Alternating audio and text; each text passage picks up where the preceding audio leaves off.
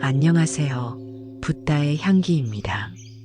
오늘도 소중한 시간을 내어 함께 해주신 여러분께 마음 깊은 감사를 드립니다. 12회에 걸쳐 진행되는 반야심경과의 특별한 만남. 오늘은 그 세 번째 시간입니다. 지난 시간까지 우리는 관자재보살의 깊은 선정과 온 계공의 지혜를 함께 걸어왔습니다. 그리고 오늘 마침내 반야심경의 심장부라 할 수 있는 구절에 도달했습니다. 색불이공 공불이색 색즉시공 공즉시색. 이 한 구절 앞에서 수많은 구도자들이 멈춰섰고 또한 이 한 구절로 인해 깊은 해탈을 맛보았습니다. 오늘 영상이 마음에 드신다면 구독과 좋아요로 더 많은 분들과 이 소중한 가르침을 나누어 주세요. 아침 햇살이 창문을 통해 들어올 때 우리는 그 빛이 실체라고 생각합니다. 따뜻하고 밝고 아름다운 그 빛이 영원할 것처럼 느껴집니다. 하지만 잠시 후 구름이 지나가면 그 빛은 사라지고 방 안은 다시 어둠에 쌓입니다. 그때 우리는 문득 깨닫습니다.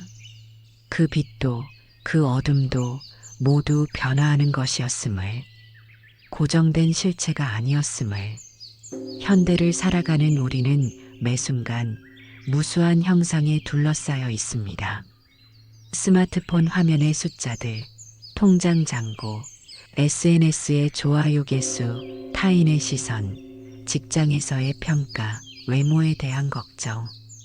이 모든 것들이 우리 삶의 전부인 양 느껴집니다. 그리고 그것들이 흔들릴 때마다 우리 마음도 함께 요동칩니다. 성공하면 하늘을 날 듯 기뻐하고 실패하면 땅에 떨어진 듯 절망합니다. 특히 젊은 세대는 더욱 심각합니다. 인스타그램에 완벽해 보이는 삶들, 유튜브의 성공 스토리들, 취업시장의 치열한 경쟁. 이 모든 형상들이 마치 인생의 전부인 것처럼 다가옵니다. 하지만 부처님께서는 2500년 전 이미 이 모든 고통의 뿌리를 꿰뚫어 보셨습니다.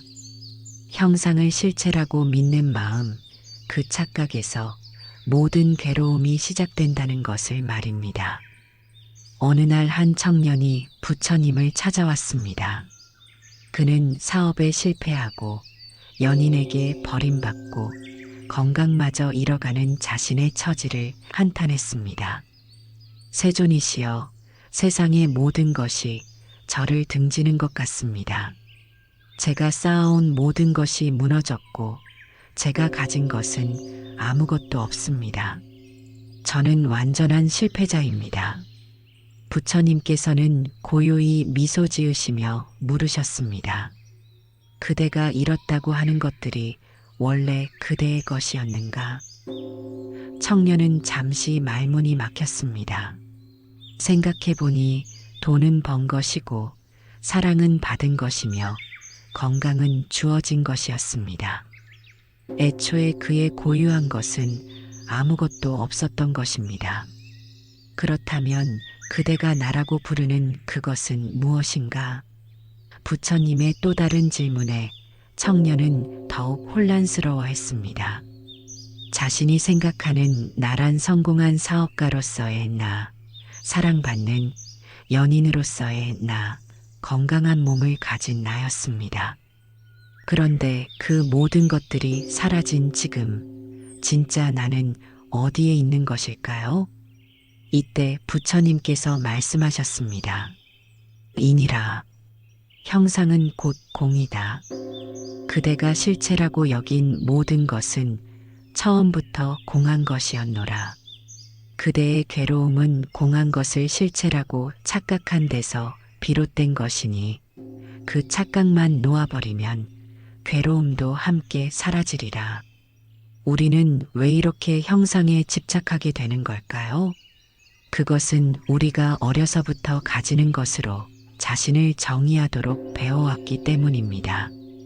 좋은 성적표를 받으면 착한 아이, 예쁜 옷을 입으면 멋진 아이, 많은 친구가 있으면 인기 있는 아이. 이렇게 우리는 외부의 형상들로 자신의 가치를 측정하는 습관을 기릅니다. 현대 사회는 이런 경향을 더욱 부추깁니다. 소비 자본주의는 끊임없이 더 가져야 행복해진다. 더 아름다워야 사랑받는다. 더 성공해야 인정받는다고 속삭입니다. 우리는 자신도 모르게 이런 메시지들을 내면화하고 형상을 통해서만 자신의 존재 가치를 확인하려 합니다.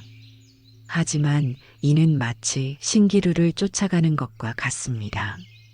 가까이 갈수록 더욱 멀어지는 허상일 뿐입니다. 그렇다면 이 형상들의 진짜 모습은 무엇일까요?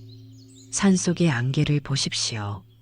멀리서 보면 하얀 구름처럼 단단해 보이지만 그 속으로 들어가면 손에 잡히는 것은 아무것도 없습니다.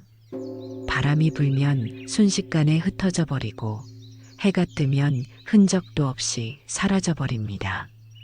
우리가 집착하는 모든 형상이 바로 이와 같습니다. 직장에서의 지위를 생각해 보세요. 부장, 이사, 사장. 이런 타이틀들은 실제로 무엇일까요?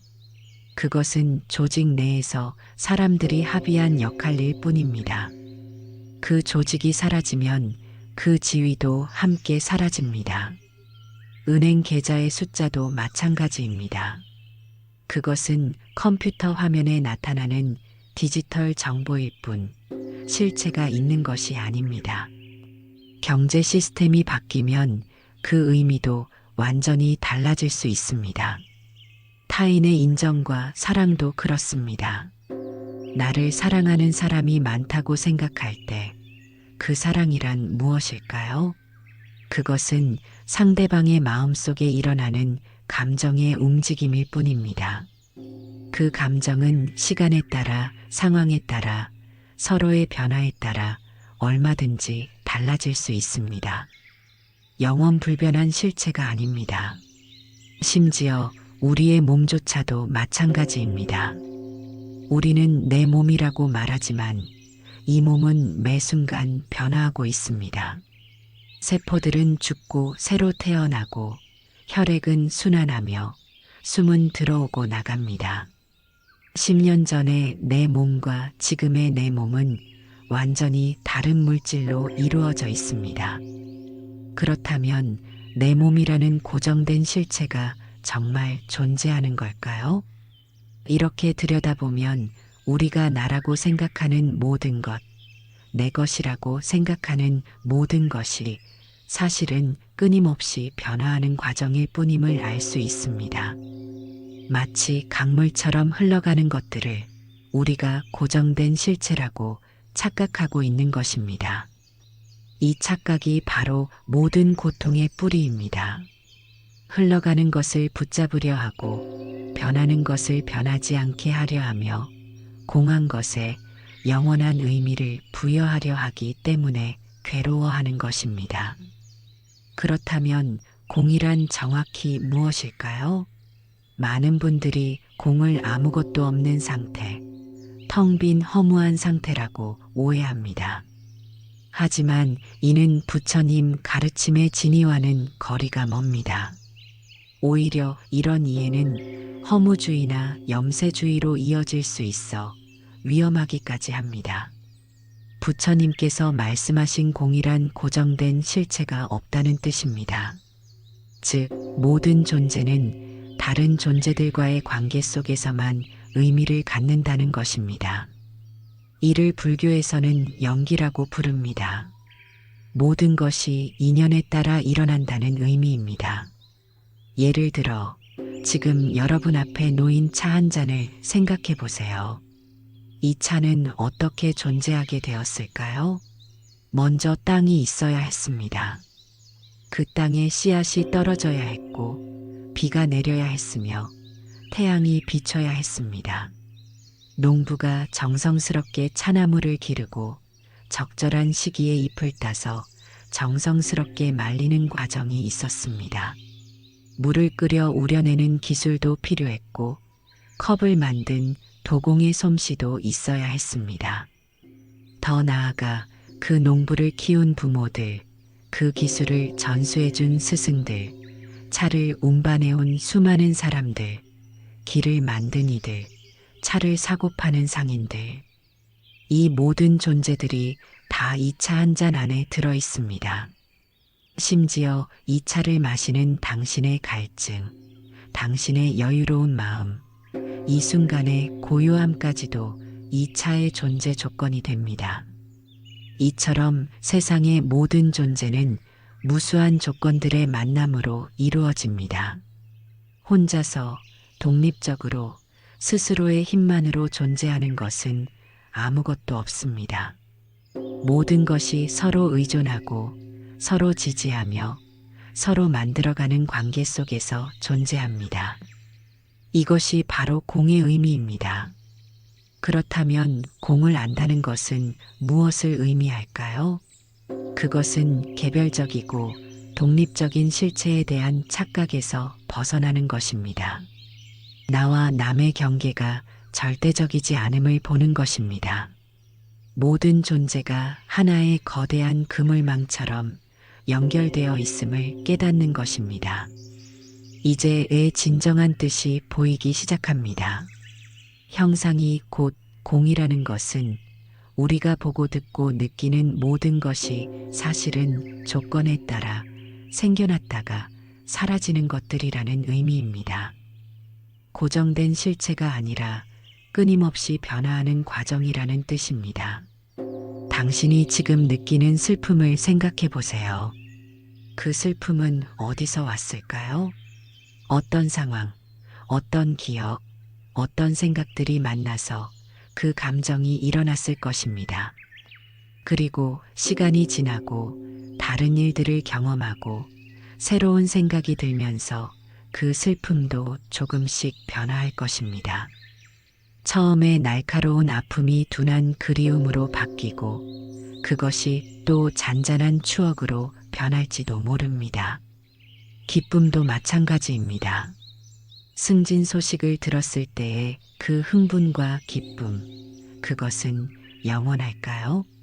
처음에는 하늘을 날 듯 기뻤지만 시간이 지나면서 그것이 당연한 일상이 되고 어느새 다른 목표를 향한 갈망이 생겨납니다. 감정들은 모두 이렇게 일어났다가 사라지고 변화하고 또 다른 감정으로 바뀝니다. 분노도 그렇습니다. 누군가의 말에 화가 났을 때 그 분노가 나 자신일까요? 만약 그렇다면 화가 나지 않았을 때는 내가 없었던 걸까요? 화가 풀린 후에는 내가 바뀐 걸까요? 그렇지 않습니다. 분노는 특정한 조건들이 만났을 때 일어나는 마음의 현상일 뿐이고 그 조건들이 바뀌면 분노도 자연스럽게 사라집니다. 사랑도 마찬가지입니다. 연인에 대한 사랑, 가족에 대한 사랑, 친구에 대한 사랑. 이 모든 감정들이 고정된 실체일까요? 사랑하는 마음도 상황에 따라, 시간에 따라, 서로의 변화에 따라 달라집니다. 처음에 뜨거운 열정이 깊은 애정으로 익어가고 그것이 또 편안한 동반자, 의식으로 변해가기도 합니다. 이것이 바로 형상은 곧 공이다는 가르침의 위로입니다. 지금 당신을 괴롭히는 그 무엇도 영원하지 않습니다. 고정되지 않습니다.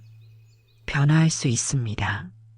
아무리 깊은 절망 속에 있어도, 아무리 큰 고통에 시달려도 그것은 일시적인 상태일 뿐입니다. 조건이 바뀌면 상황도 바뀝니다. 새로운 인연이 생기면 새로운 가능성이 열립니다. 그런데 여기서 멈춘다면 우리는 허무주의에 빠질 수 있습니다. 어차피 모든 것이 공하다면 뭘 해도 소용없지 않나? 어차피 다 변하고 사라질 건데 왜 노력해야 하지? 하는 생각 말입니다. 실제로 많은 사람들이 공에 대한 잘못된 이해로 인해 이런 함정에 빠집니다. 바로 이 지점에서 부처님께서는 더 깊은 지혜를 전해주십니다. 공이 곧 형상이라는 것입니다. 이는 공과 형상이 둘이 아니라는 뜻입니다. 공하다고 해서 아무것도 없다는 것이 아니라 공하기 때문에 모든 것이 가능하다는 의미입니다. 공하다는 것은 아무것도 없다는 뜻이 아닙니다. 오히려 무한한 가능성이 열려 있다는 뜻입니다. 고정된 실체가 없기 때문에 우리는 언제든지 새롭게 변화할 수 있습니다. 새로운 자신이 될 수 있습니다. 새로운 관계를 만들 수 있습니다. 새로운 삶을 창조할 수 있습니다. 마치 빈 화폭이 어떤 그림도 그릴 수 있는 무한한 가능성을 품고 있는 것처럼 공한 우리의 마음도 어떤 지혜로도, 어떤 자비로도, 어떤 사랑으로도 채워질 수 있습니다.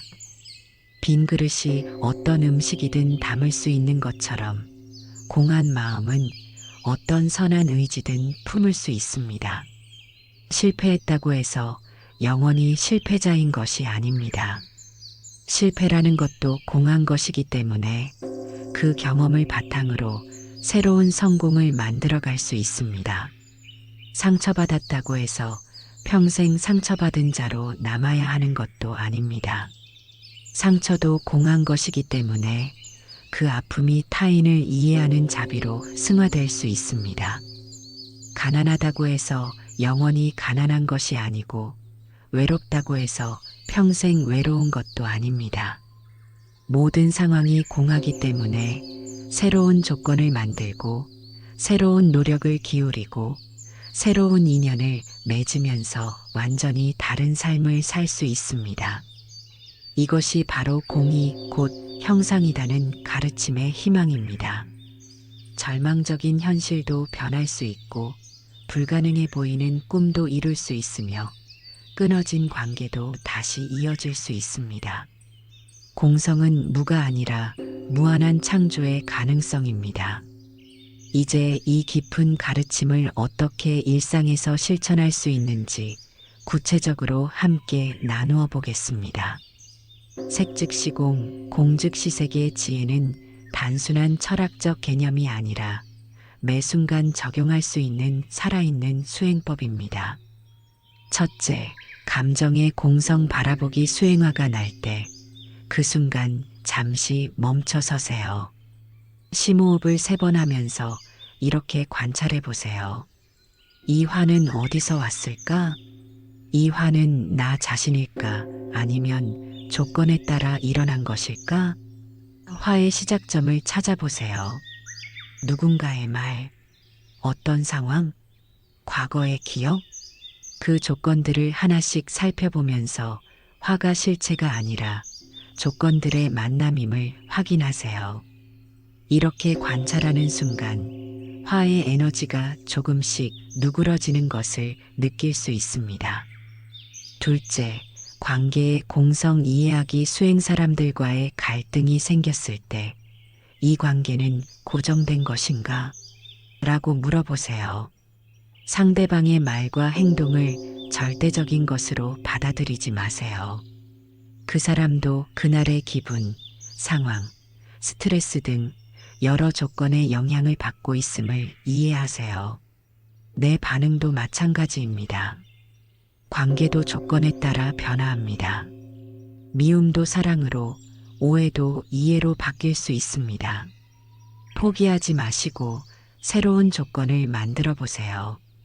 따뜻한 말 한마디, 진심 어린 사과, 상대방을 이해하려는 노력이 관계의 질을 완전히 바꿀 수 있습니다. 셋째, 소유의 공성 놓아주기 수행. 내가 가진 것들, 돈, 명예, 지위, 외모, 이 모든 것들이 나를 정의한다고 생각하지 마세요. 이것들은 잠시 내게 맡겨진 것들일 뿐입니다.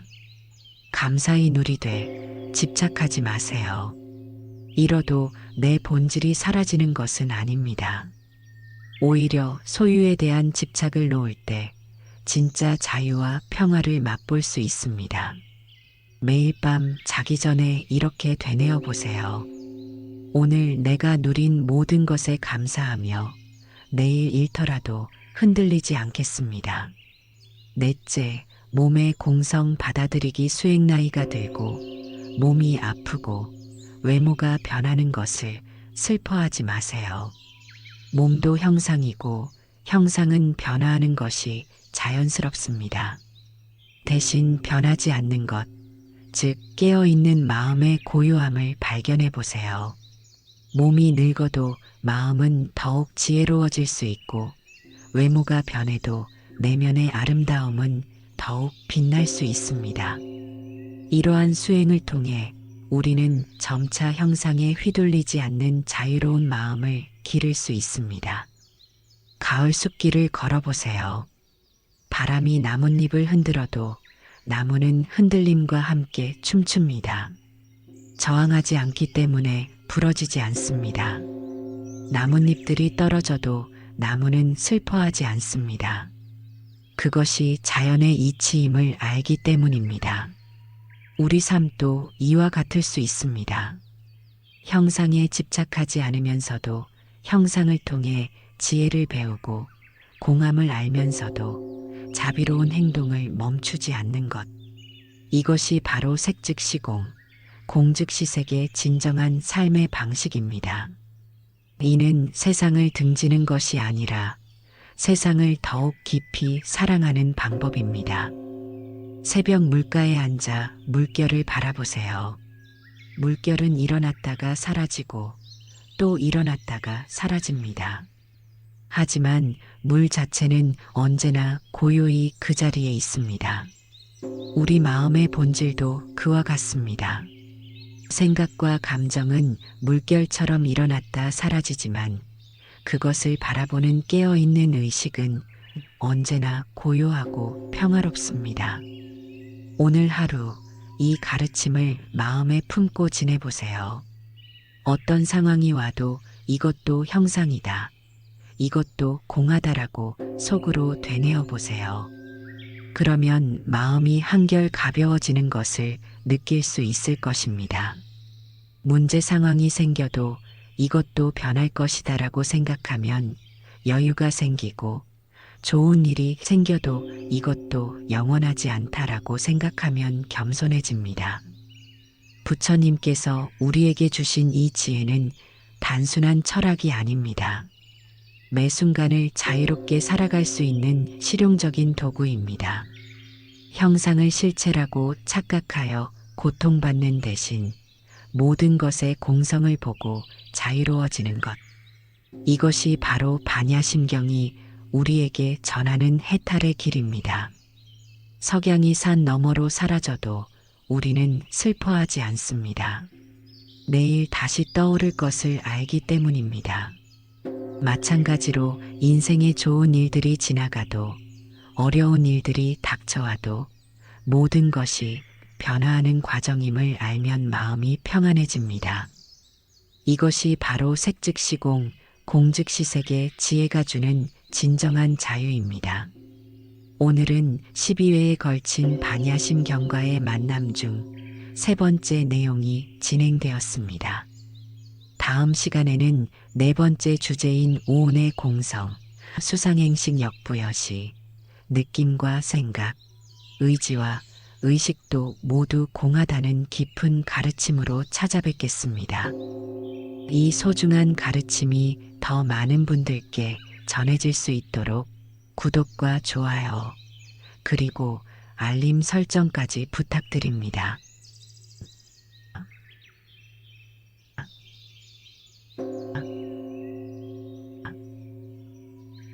영상 마무리 자막 멘트. 당신이 지금 보고 있는 모든 것 속에 자유의 열쇠가 숨어 있습니다. 형상은 공하고 공은 무한한 가능성입니다. 오늘도 깨어있는 하루 되세요.